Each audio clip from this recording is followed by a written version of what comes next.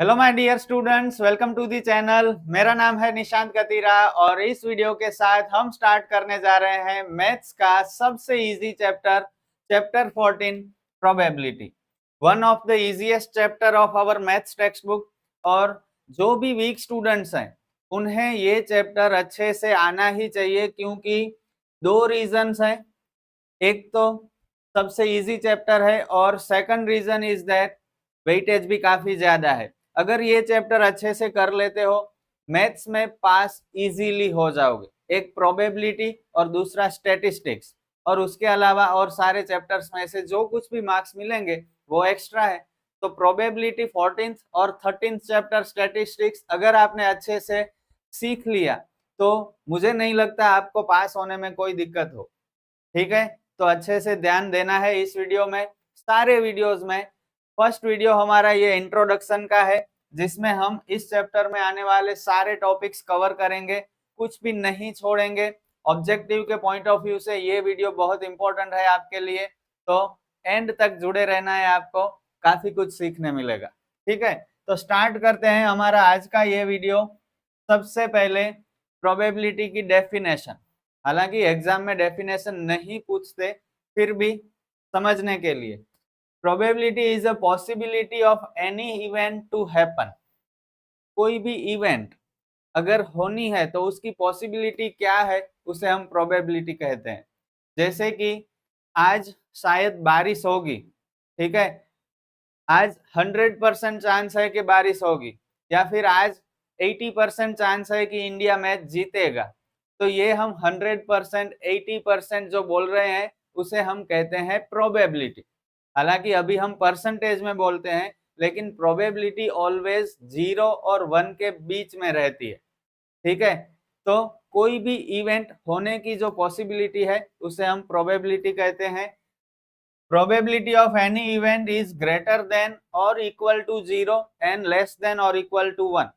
अगर हम कोई इवेंट को A नाम देते हैं तो उसकी प्रोबेबिलिटी 0 या फिर उससे ज्यादा या फिर 1 या उससे कम होगी। क्लियर? ये आप देख सकते हैं, ये नीचे जो लाइन है उसका मतलब क्या होता है। अगर हम लाइन नहीं करेंगे तो 0 और 1 इंक्लूड नहीं करेंगे। जैसे कि probability of event A is greater then 0 and less then 1। लेकिन अगर यहाँ लाइन करते हैं तो हम रीड करेंगे probability of event A is greater than और equal to 0 and less than और इक्वल टू 1। क्लियर हुआ? अगर नीचे लाइन है तो 0 और 1 लेने होंगे, अगर नीचे लाइन नहीं है तो 0 और 1 नहीं आएंगे, उनके बीच वाले नंबर्स आएंगे। क्लियर? आगे बढ़ते हैं। पूरा चैप्टर इजी है, हर कोई स्टूडेंट को अच्छे से आ जाएगा, आपको बस ध्यान देना है। Next point is probability of an impossible event is 0। 1 mark में ऑब्जेक्टिव में आ सकता है। कोई इम्पॉसिबल इवेंट रहेगी उसकी प्रोबेबिलिटी 0। इम्पॉसिबल इवेंट मतलब कोई इवेंट जो होने वाली ही नहीं है। जैसे कि sun rises in the west, sun तो वेस्ट में राइज नहीं होगा, ईस्ट में ही राइज होगा, तो इम्पॉसिबल इवेंट है। ठीक है, तो 0। इसी तरह से probability of any certain event is 1। अगर कोई इवेंट होनी ही होनी है, ठीक है, उसकी प्रोबेबिलिटी 1 होगी। जैसे कि the sun rises in the east, sun तो ईस्ट में ही राइज होगा, तो 100% श्योर इवेंट होगी, तो उसकी प्रोबेबिलिटी 1 है। Next point, probability of any event can not be negative. Minus में प्रोबेबिलिटी कभी नहीं आएगी। ठीक है, या इम्पॉसिबल इवेंट होगी तो 0, 100% इवेंट होने वाली होगी तो प्रोबेबिलिटी 1, या फिर 0 और 1 के बीच में, जैसे कि 0.5, 0.20, 0.65, कोई भी नंबर 0 और 1 के बीच में आ सकता है, नेगेटिव कभी नहीं होगी। क्लियर? ऑब्जेक्टिव में आ सकते हैं ये सारे points. Next point is complementary event. Complementary event मतलब अगर कोई एक इवेंट के चांसेस हैं कि वो इवेंट होगी, 100% नहीं होगी लेकिन चांसेस है, सपोज 60% तो होगी, तो 40% चांस क्या है, वो इवेंट नहीं होगी।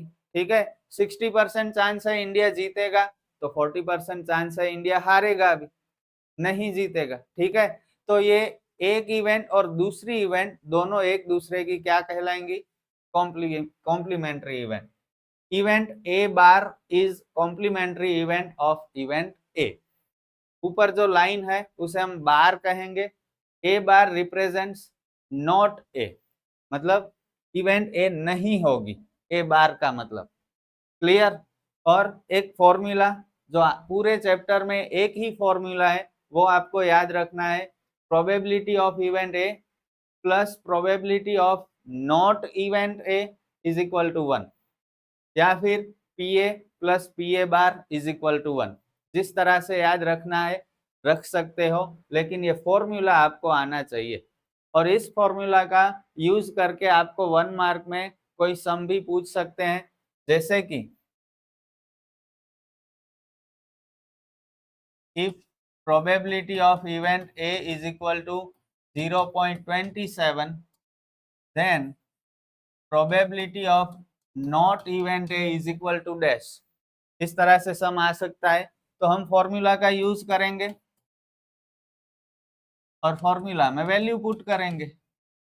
प्रोबेबिलिटी ऑफ इवेंट ए 0.27, ये हमें फाइंड करना है, इसे हम अकेला करेंगे और 0.27 इज इक्वल टू के पीछे चला जाएगा। और मैथ्स का रूल है, अगर प्लेस चेंज होता है तो साइन चेंज करनी पड़ेगी। प्लस 0.27 पीछे जाएगा तो माइनस। पॉइंट वाले सम्स हमने स्टैटिस्टिक्स चैप्टर में बहुत सारे किए हैं, फिर भी अगर कोई नंबर में पॉइंट नहीं है तो उसके पीछे पॉइंट करके हमें 0 लिख देना है, और पॉइंट के नीचे पॉइंट आना चाहिए इस तरह से। 0 में से 7 नहीं जाएगा तो 10, 10 माइनस 7 3। अगर 0 कट होता है तो उसके ऊपर 9 आएगा, 9 माइनस 2 7, पॉइंट के नीचे पॉइंट, 0.73। सम ओवर। इस तरह से ऑब्जेक्टिव में MCQs fill in the blanks में आपको सम्स आ सकते हैं, तो आपको आने चाहिए। ठीक है, फॉर्मूला आपको याद रखना है। Probability of event A plus probability of not event A is equal to 1। सब प्रोबेबिलिटी का सम ऑलवेज 1 ही होगा। ठीक है, आगे बढ़ते हैं। Formula to find probability of any event. कोई भी इवेंट की प्रोबेबिलिटी इस फॉर्मूला के साथ हम फाइंड कर सकते हैं। Probability of event A is equal to outcomes of event A upon total outcomes. ये फॉर्मूला का यूज कैसे होगा? जब हम एक्सरसाइज के सम्स करेंगे तब आपको अच्छे से समझ में आ जाएगा। तो फॉर्मूला फिलहाल याद रख लो, outcomes of event A upon total outcomes. कोई भी इवेंट हो, इवेंट ए हो, बी हो, सी हो, अपॉन में तो टोटल आउटकम्स ही आएंगे। ठीक है, next point, equally likely outcomes. पहले हम डेफिनेशन देख लेते हैं, बाद में मैं आपको एक्सप्लेन करता हूं। For any event out of total outcomes, each outcome has possibility to come and we cannot forecast in advance about any outcome, then they are called equally likely outcomes। समझ में आया? नहीं आया कोई बात नहीं। देखिए, कोई भी इवेंट हो, उसके जो टोटल आउटकम्स होंगे उनमें से कोई भी एक आउटकम की पॉसिबिलिटी है, कोई भी एक आउटकम आ सकता है। कौन सा आउटकम आएगा वो हम एडवांस में फोरकास्ट नहीं कर सकते, मतलब एडवांस में नहीं कह सकते कि ये ही आउटकम आएगा। सारे आउटकम्स आ सकते हैं, उसे हम कहेंगे इक्वली लाइकली आउटकम्स। मतलब एग्जाम्पल की हेल्प से अगर समझें तो हम एक कॉइन को टॉस करेंगे, कॉइन के ऊपर 2 सरफेस रहेंगी, एक होगा हेड, एक होगा टेल। ओके, हेड आएगा या टेल आएगा हम नहीं कह सकते। ठीक है, कोई भी आ सकता है, तो उसे इक्वली लाइकली आउटकम्स कहते हैं। इसी तरह से अगर हम एक डाइस को थ्रो करेंगे, लूडो किंग आपने खेली होगी, उसमें जो डाइस हम यूज करते हैं उसके ऊपर कितने नंबर्स होंगे? 6 नंबर्स होंगे। ठीक है, 1 to 6। अगर हम डाइस को टॉस करेंगे, रोल करेंगे, तो कौन सा नंबर आएगा एडवांस में कह सकते हैं? नहीं कह सकते। 1 से 6 में से कोई भी नंबर आ सकता है, मतलब इक्वली लाइकली आउटकम्स। अब क्लियर हुआ?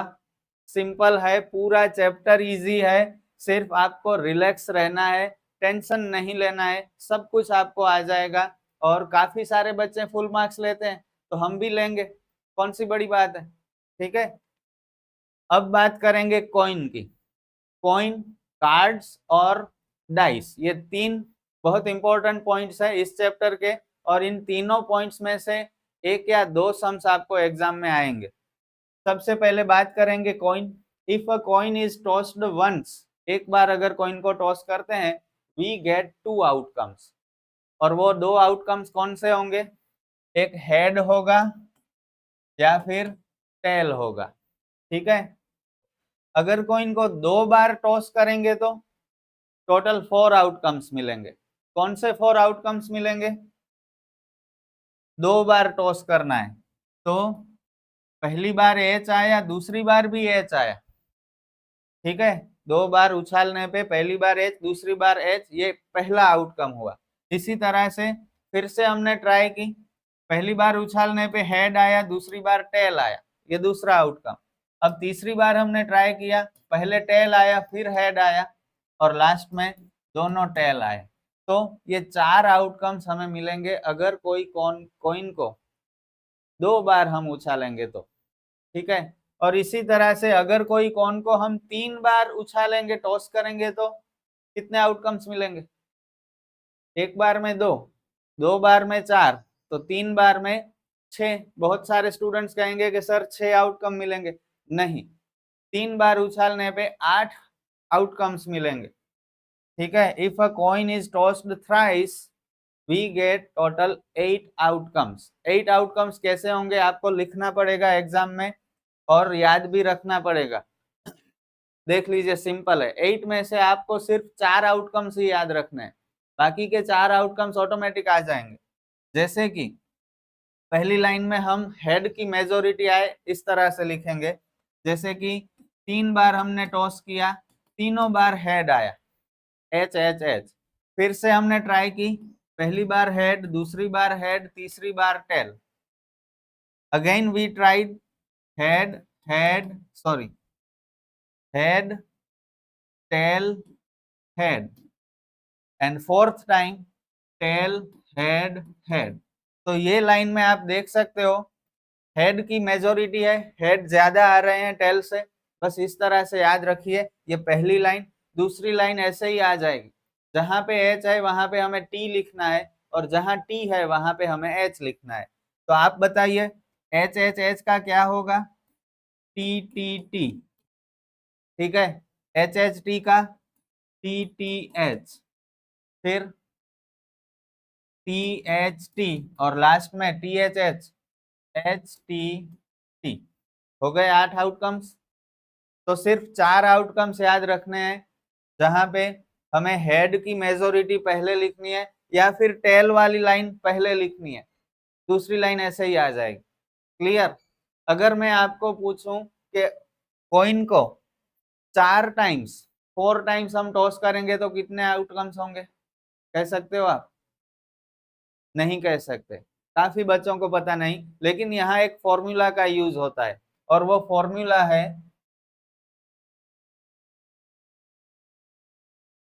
2n। 2n कैसे? तो कॉइन के ऊपर दो सरफेस रहते हैं, हेड और टेल, इसीलिए हम 2n फॉर्मूला यूज करते हैं। n की जगह पे हमें कॉइन को जितनी बार टॉस करेंगे उतने नंबर लिखने हैं। अगर कॉइन को एक बार टॉस करना है तो 2 मतलब 2 होगा।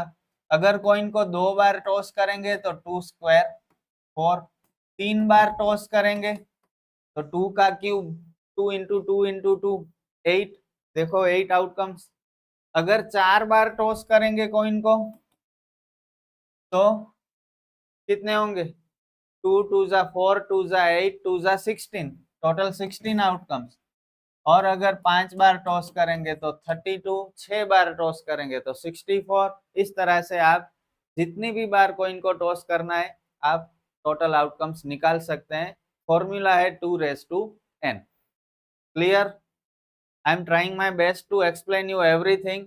प्लीज आप जुड़े रहना, ये सारी चीजें सीखना अच्छे से। और अगर वीडियो अच्छा लगता है तो लाइक करना और चैनल को सब्सक्राइब करना और शेयर भी करना, ठीक है।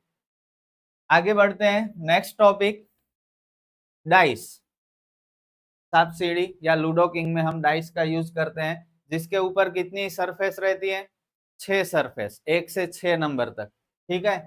तो अगर कॉइन को हम एक बार रोल करेंगे या टॉस करेंगे तो कितने आउटकम्स मिलेंगे, 6 आउटकम्स मिलेंगे। कौन कौन से, 1 2 3 4 5 और 6, इन 6 में से कोई एक आ सकता है। लेकिन अगर मैं आपको पूछूं कि 2 डाइस को हम एक साथ टॉस करें तो कितने आउटकम्स मिलेंगे, एक डाइस को टॉस किया तो 6 आउटकम मिले, लेकिन 2 डाइस को हम टॉस करेंगे तो, रोल करेंगे तो कितने आउटकम्स मिलेंगे। काफी सारे स्टूडेंट्स कहेंगे सर एक बार में 6 मिले तो 2 बार में 12 मिलेंगे। नहीं, अगर 2 बार टॉस करते हैं तो 36 आउटकम्स मिलेंगे।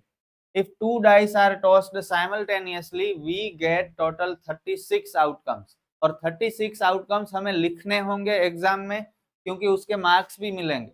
तो 36 आउटकम्स कौन से हैं, देख लीजिए। पहले डाइस पे 1 मिला, दूसरे पे भी 1 मिला। फिर पहले डाइस पे 1, दूसरे पे 2, 1 3 1 4 1 5 1 6 1 7 तो हो नहीं सकता क्योंकि डाइस पे 7 नंबर ही नहीं है। फिर 2 की लाइन, 3 की लाइन, 4 5 6, इस तरह से टोटल 36 आउटकम्स हमें मिलेंगे। और डाइस वाला सम एग्जाम में पूरे चांसेस है कि आ सकता है, ठीक है। आगे बढ़ते हैं, कार्ड्स। कार्ड्स आपने खेले होंगे, ठीक है, 3 पत्ती, बहुत सारी गेम्स होती हैं कार्ड्स में। तो कार्ड्स, टोटल कितने कार्ड्स रहते हैं, 52। अब ये अच्छे से आपको ध्यान देना है, टोटल कार्ड्स कितने रहते हैं, 52। ओके, ये टोटल 52 कार्ड्स के 2 टाइप्स होंगे। First type is red colour cards. Red colour cards कितने होंगे, हाफ, 26। इसी तरह से ब्लैक कलर कार्ड्स,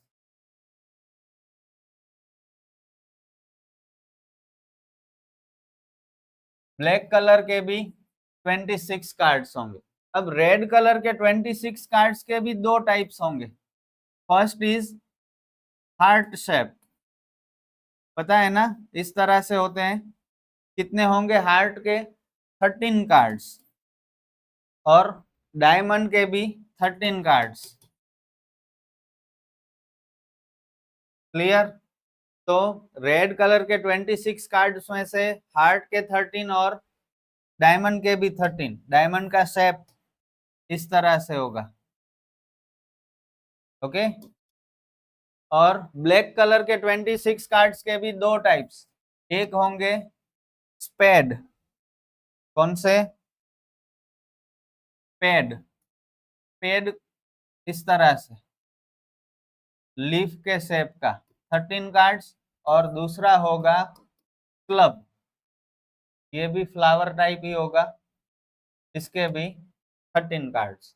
तो 13 plus 13 plus 13 plus 13 total 52 cards, जिसमें 4 एक्के होंगे, 4 दुक्के, 4 3, 4 कार्ड्स 4 के, 4 कार्ड्स 5 के। इसी तरह से लास्ट में 10 से तक, फिर गुलाम, रानी और राजा, ओके, जैक, क्वीन और किंग, सारे के सारे 4-4 कार्ड्स। अब इन 52 कार्ड्स में से कुछ कार्ड्स फेस कार्ड्स भी होंगे। फेस कार्ड्स मतलब जैक, क्वीन और किंग, इन कार्ड्स को फेस कार्ड्स कहते हैं। Jack plus queen plus king. Jack कितने होंगे, इन चारों के एक एक, मतलब 4 जैक होंगे, 4 क्वींस होंगी और 4 किंग्स होंगे, मतलब टोटल 12 कार्ड्स फेस कार्ड्स होंगे। तो ये इंटरेस्टिंग इंफॉर्मेशन, स्क्रीनशॉट लेना है तो ले सकते हो आप, बहुत काम आएगी ये इंफॉर्मेशन आपको सम करने के टाइम, ठीक है। अगर हमें एग्जाम में या पेपर में कहते हैं कि रेड कलर के कितने कार्ड्स होंगे, तो रेड कलर में हार्ट और डायमंड दोनों को हमें एक साथ समझ लेना है। इसी तरह से अगर ब्लैक कलर के कार्ड्स कितने होंगे ऐसे पूछते हैं, तो स्पेड और क्लब को मिला देना है। ठीक है, तो बस इस वीडियो में इतना ही है। इंट्रोडक्शन के वीडियो में हमने सारे पॉइंट्स कवर किए। नेक्स्ट वीडियो से हम इस चैप्टर की एक्सरसाइज सॉल्व करेंगे। वीडियो आपको कैसा लगा कमेंट में जरूर बताइएगा, और अगर अच्छा लगा हो तो अपने दोस्तों के साथ शेयर भी करिएगा। ठीक है, मिलते हैं नेक्स्ट वीडियो में। Good bye.